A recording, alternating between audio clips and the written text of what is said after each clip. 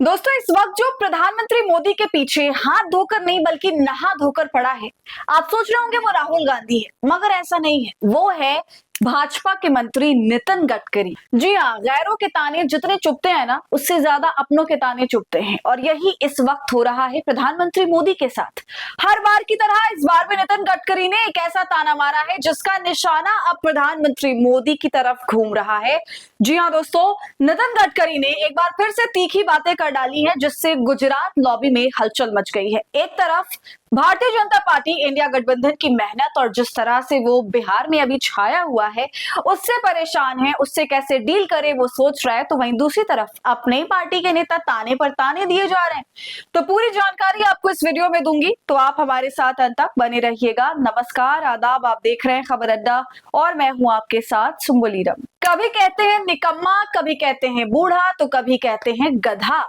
दोस्तों, आरएसएस और नितिन गडकरी ने मिलकर प्रधानमंत्री मोदी की बैंड बजाई हुई है। जी हाँ, बिल्कुल यही कहना इस वक्त सही लगता है, क्योंकि मुद्दा ही ऐसा है। और नितिन गडकरी को आप सभी जानते हैं कि वो छोटे मोटे नेता तो है नहीं, बड़े नेता है, वरिष्ठ है, मंत्री है, इतना बड़ा मंत्रालय उनको मिला हुआ है। और नितिन गडकरी लगातार कुछ ना कुछ ऐसी बात बोल रहे हैं सार्वजनिक मंचों से जो चर्चा का विषय बनता जा रहा है। तो अब ऐसा लगता है कि नितिन गडकरी ने ये ठान लिया है कि जो इस वक्त पार्टी का नेतृत्व कर रहा है उसकी तो बैंड बजा दूंगा। और दोस्तों, नितिन गडकरी की आक्रामकता किसी बड़े बदलाव की तरफ इशारा करती है, और अब ये खुले मंच से मोदी सरकार पर हमले करना, एक बार नहीं बार बार करना, पांचवी छठी बार नितिन गडकरी ने इस तरह से बयान दिया है, तो यूं ही तो नहीं दिया होगा, इसके पीछे कोई ना कोई वजह जरूर है। आपको मैं याद दिला दूं, अभी कुछ दिन पहले ही उन्होंने कहा था कि अच्छे घोड़ों को नहीं मिल रही घास, गधे खा रहे हैं च्यवनप्राश। तो यहाँ पर गधा किसको कहा गया, ये भी चर्चा का विषय बना कई दिनों तक। इसके बाद वो अपनी सरकार की ही लुटिया डुबोने पर भी तुल गए, जब उन्होंने ये कहा था कि ये सरकार चलती गाड़ी को भी पंचर कर देगी। साथ ही देश में गरीबी बढ़ती जा रही है, धीरे धीरे गरीब बढ़ते जा रहे हैं, और कुछ धनवान लोगों के हाथ में संपत्ति का केंद्रीकरण हो रहा है, वो भी नहीं होना चाहिए। तो इससे क्या समझा जाए दोस्तों? अब देखिए, आज की ताजा खबर और बयान पर आते हैं। इसके लिए आप ये खबर देख लीजिए। लिखा है, लोगों को बेवकूफ बनाने वाला सबसे अच्छा नेता बनता है, ऐसा क्यों बोले नितिन गडकरी? दोस्तों, महाराष्ट्र के नागपुर में अखिल भारतीय महानुभव परिषद के कार्यक्रम में वो शामिल हुए। गडकरी जी मजाकिया अंदाज में राजनीति पर उन्होंने खुलकर बोला और कहा कि मैं जिस फील्ड में काम करता हूं वहां पूरे दिल से सच बोलना मना है। जो लोगों को बेवकूफ बना सकता है वो सबसे अच्छा नेता बन सकता है।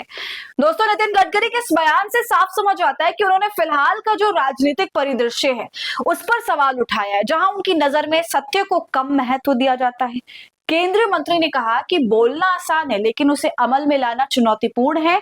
उन्होंने लोगों से शॉर्टकट अपनाने की बजाय ईमानदारी और समर्पण के साथ जीवन जीने का आग्रह किया। वैसे देखा जाए तो यह हैरान करने वाला बयान है, क्योंकि भारतीय जनता पार्टी में रहकर वो ईमानदारी, सत्यता जैसी चीजों पर बात कर रहे हैं। इसके साथ ही बड़ी बड़ी बातें भी बोल रहे हैं कि शॉर्टकट लेना अच्छा नहीं होता, इससे आदमी शॉर्ट हो जाता है, ये सही चीज नहीं है।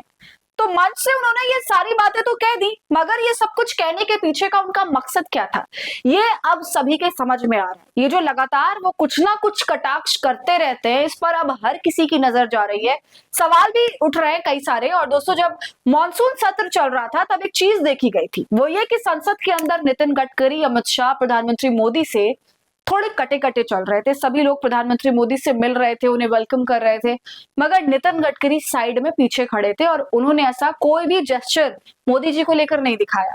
तो उस तस्वीर की, उस वीडियो की भी खूब चर्चा हुई। दूसरी तरफ बिहार में इंडिया गठबंधन ने भूचाल लाया हुआ है। वोटर अधिकार यात्रा ने जिस तरह से बिहार के लोगों का समर्थन बटोरा, वो देखने लायक था, और कहीं ना कहीं इससे भारतीय जनता पार्टी बहुत इफेक्ट हुई है। होना भी चाहिए, क्योंकि बिहार में चुनाव होने वाले, और बिहार का चुनाव सभी पार्टियों के लिए बहुत इंपॉर्टेंट है, और ऐसे में नितिन गडकरी का इस तरह के बयान देना बहुत कुछ बताता है। वैसे दोस्तों, आपने गौर किया होगा कि अब तक जितने भी विस्फोटक बयान सामने आए हैं उसमें से किसी पर भी, नितिन गडकरी के जितने भी बयान आए उसमें से किसी पर भी भाजपा की तरफ से कोई कार्रवाई नहीं हुई, ना ही किसी तरह का कारण बताओ नोटिस इनको दिया गया, और ना ही भाजपा का आईटी सेल इनके पीछे पड़ा। तो अब देखने वाली बात है कि आगे क्या होता है। दोस्तों, आपकी इस पर क्या राय है, कमेंट कर हमें जरूर बताइए।